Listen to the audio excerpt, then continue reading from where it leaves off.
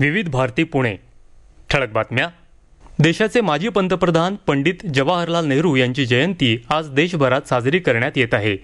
बालदिन म्हणूनही आज विविध कार्यक्रमांचं आयोजन करण्यात आलं आहे. उपराष्ट्रपती व्यंकय्या नायडू यांनी ट्विट करून पंडित नेहरू यांना आदरांजली वाहिली आणि बालदिनानिमित्त शुभेच्छा दिल्या. पंतप्रधान नरेंद्र मोदी यांनीही पंडित नेहरू यांना आदरांजली वाहिली.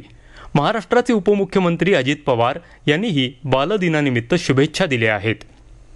महाराष्ट्र सरकारनं केलेल्या विनंतीवरून रेल्वे मंत्रालयानं मुंबईतील शिक्षक तसंच शिक्षकेतर कर्मचाऱ्यांना लोकलनं प्रवास करण्यास संमती दिली आहे.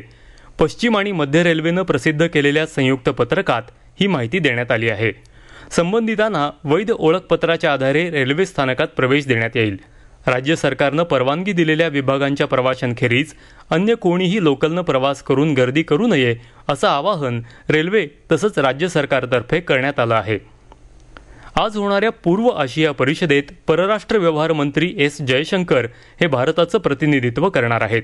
या परिषदेला 15 वर्ष पूर्ण होत असून या निमित्तानं या व्यासपीठाला अधिक बळ देण्याबाबत आज चर्चा होणं अपेक्षित आहे. तसंच कोरोना संसर्गासह इतर अनेक विभागीय आणि आंतरराष्ट्रीय मुद्द्यांवरही चर्चा अपेक्षित आहे. दूरदृश्य प्रणालीच्या माध्यमातून होणाऱ्या या परिषदेचे अध्यक्षपद यंदा व्हिएतनामकडे असून परिषदेत पूर्व आशियातले सगळे 18 देश सहभागी होणार आहेत. या होत्या आत्तापर्यंतच्या ठळक बातम्या. यानंतरच्या ठळक बातम्या उद्या सकाळी 8 वाजता.